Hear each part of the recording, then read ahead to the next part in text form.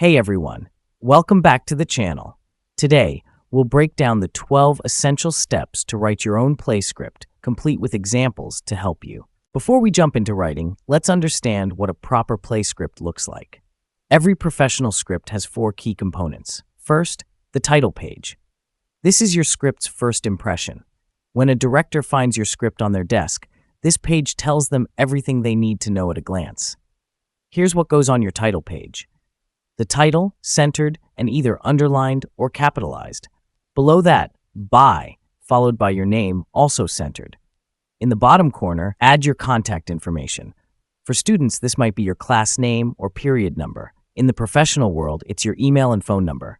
You can also include a draft date, like Draft 1, November 2023. One critical rule, keep it clean. No clip art, no fancy borders, no pictures. In playwriting, black text on white paper is the standard. Simple and professional. Second, the synopsis. This is your roadmap.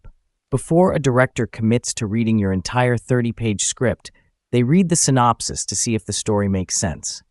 Sometimes plays will also include a synopsis immediately under the act or scene heading before the dialogue begins. This is a mini-map. It sets the mood or explains a jump in time. This is optional, but a master synopsis at the very beginning of a play is a must. Here's what many people get wrong. A synopsis is not a teaser that hides the ending. You must reveal everything, including how your story ends. Let's use Romeo and Juliet as an example. A proper master synopsis would include 3 parts. Part 1, the status quo and inciting incident. Part 2, the rising action and climax. Part 3, the resolution. Notice how we revealed the ending? That's essential. 3 golden rules for writing a synopsis. Use the present tense, always. Write Romeo kills Tybalt, not Romeo killed Tybalt. Second, focus on actions, not thoughts. Write Juliet takes the potion, not Juliet feels sad and wonders what to do. Third, keep it short. For most plays, 1 paragraph is perfect. Longer plays may require 3 paragraphs, but no more than 1 page. Third, the list of characters, also called the dramatis personae. This is the map of relationships before your story begins. It tells the director how many actors they need and who is connected to whom. Characters aren't listed alphabetically. Instead, group them by family or social status. In Romeo and Juliet, you could start with the neutrals, the prince, Mercutio, and Paris. Then the Montagues, Romeo, his father, his mother, and his allies. Then the Capulets, Juliet, her father, her mother, Tybalt, and the nurse. Next to each name, include brief identifiers, not just Tybalt, but Tybalt, nephew to Lady Capulet. This immediately shows the reader the family connections. At the bottom, list ensemble roles or extras, attendants, maskers, guards, citizens. These are the non-speaking or small roles that fill out your world. Fourth, the actual script. Let's identify the 5 key parts using a Romeo and Juliet example. At the top center, you'll see structural headings. Act 1, Scene 1. Acts are the major sections of your story, like chapters. Scenes are smaller sections that happen in one specific place and time. Whenever the location changes, start a new scene. Below that, stage directions in italics. Enter Samson and Gregory, armed with swords. These are instructions for actors and directors. They're never spoken aloud. They tell us who enters, who exits, what props they're holding, and how they should move. On the left side, character tags in capital letters, Samson or Gregory. This tells us who's speaking. Names are always capitalized so actors can quickly spot their lines. Next to the names, the dialogue. This is what the characters actually say. In a play, the story is told almost entirely through conversation. Finally, you might see line numbers on the right margin. These help actors find their place during rehearsal, but they're optional for your script. Here is a summary of the key elements in a play script, which include a title page, a synopsis, a character list, the actual script including setting and time and scene headings or stage directions, and a clear end of play marker. Now that you understand the anatomy, let's write your play. Step 1. Define your core conflict. Drama requires conflict. Without it, you just have people talking. Before you write a single word, answer these 3 questions. Who is the protagonist? What do they want more than anything? What is stopping them from getting it? Let's create an example. Say your protagonist is Jordan, a talented chef who's about to open their first restaurant. What does Jordan want? They want their estranged father to attend the opening night and finally acknowledge their career choice. What's stopping them? Their father arrives unannounced 3 days early, criticizes everything about the restaurant, and threatens to leave before opening night unless Jordan makes major changes. Jordan must choose between staying true to their vision or compromising to keep their father there. See how that creates tension? The conflict is clear, and the emotional stakes are high. Family approval, artistic integrity, and years of complicated history are all on the line. Step 2. Build your characters. In theater, characters drive the plot. You need to know them inside out. Give each character a distinct voice. Does your character use slang? Do they speak in long, complicated sentences or short, choppy ones? Every character should sound different. For example, if Jordan is passionate but defensive, they might say, "This is my menu, my restaurant. If you can't respect that, then maybe you shouldn't be here."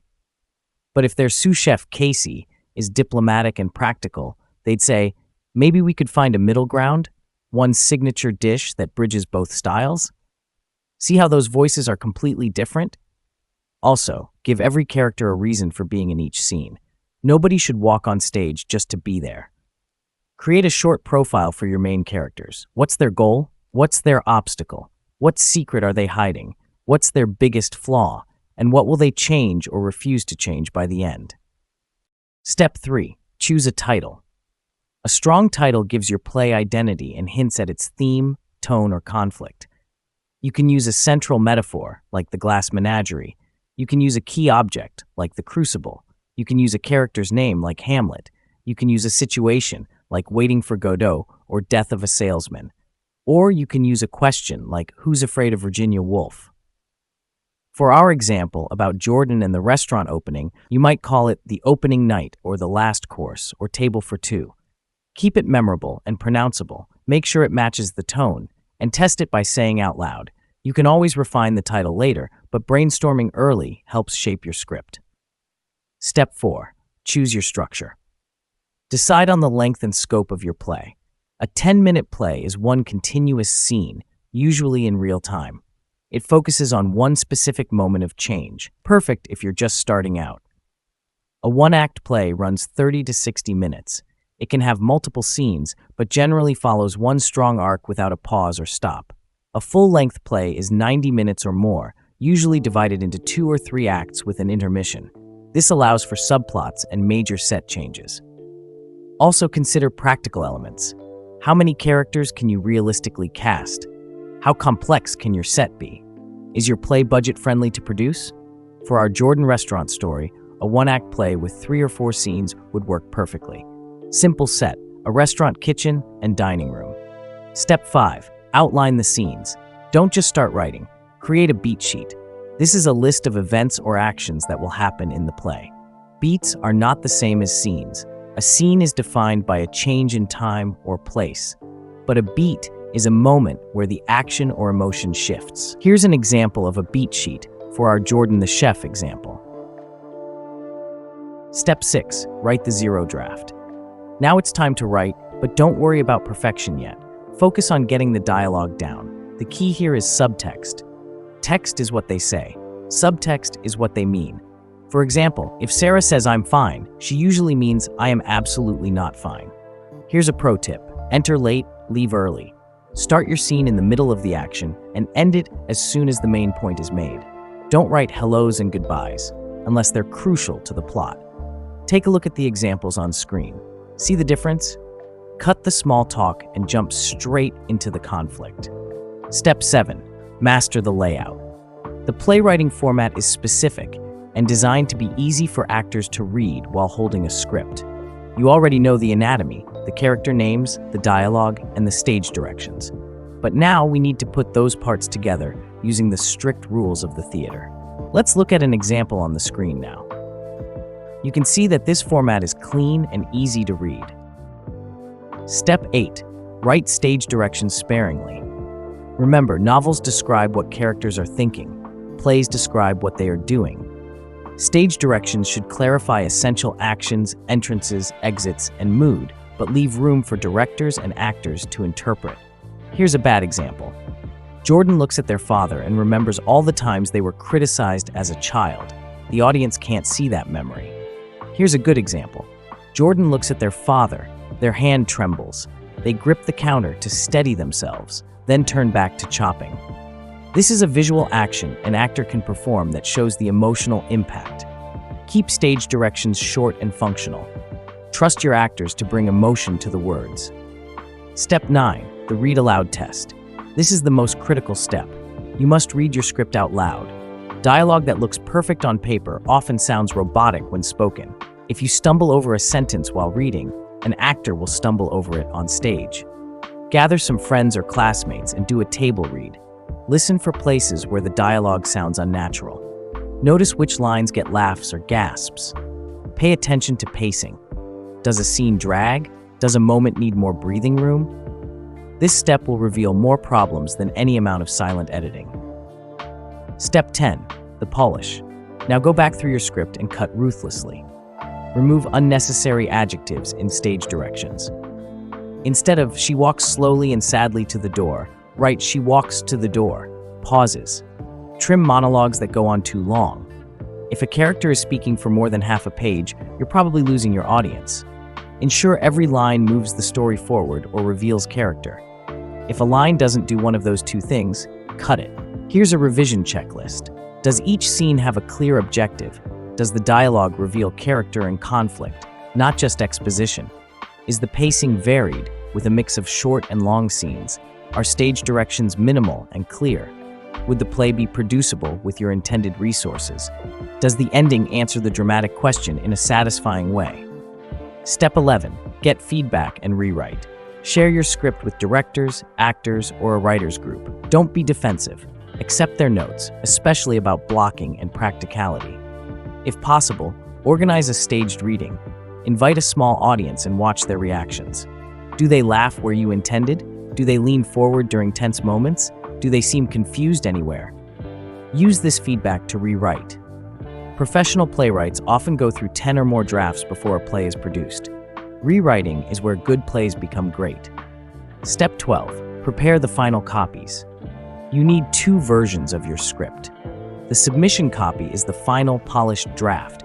It may undergo further changes if the play is selected for production. It's used by directors, literary managers, or even competition judges to review.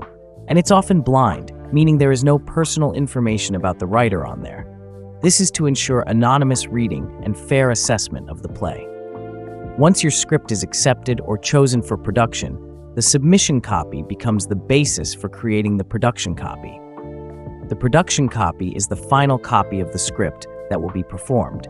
This includes practical elements like blocking notes and scene numbers. This is the version your director and actors will use during rehearsals. No further changes can be made to this version without the writer's permission. Both versions ensure that your script is professionally presented and ready for every stage of the theater process, from selection to performance. Before we wrap up, here are 3 final tips that will elevate your playwriting. First, trust actors and directors. Don't over-direct on the page. You don't need to tell the actor exactly how to deliver every line. Let them bring their own interpretation. That's the magic of theater. Second, keep dialogue distinct. Each character should sound different. If you can swap 2 characters' lines and it still makes sense, you need to work on their individual voices. Third, read plays you admire. Study how professional playwrights handle scenes, rhythm, and stage directions. Read Shakespeare, but also read contemporary playwrights like August Wilson, Lynn Nottage, or Annie Baker. See how they structure conflict, how they use silence, how they create tension. And there you have it, the 12 steps to writing a play script, from that first blank page to a polished, producible script. See the link in the video description below for a free play script template to help you. Remember, playwriting is a craft that improves with practice. Your first play doesn't have to be perfect. It just has to be honest, conflict-driven, and written in a format that actors and directors can use. So grab your laptop, open a new document, and start with step 1. If you found this helpful, give this video a thumbs up and subscribe for more writing guides. Thanks for watching, and I'll see you in the next video.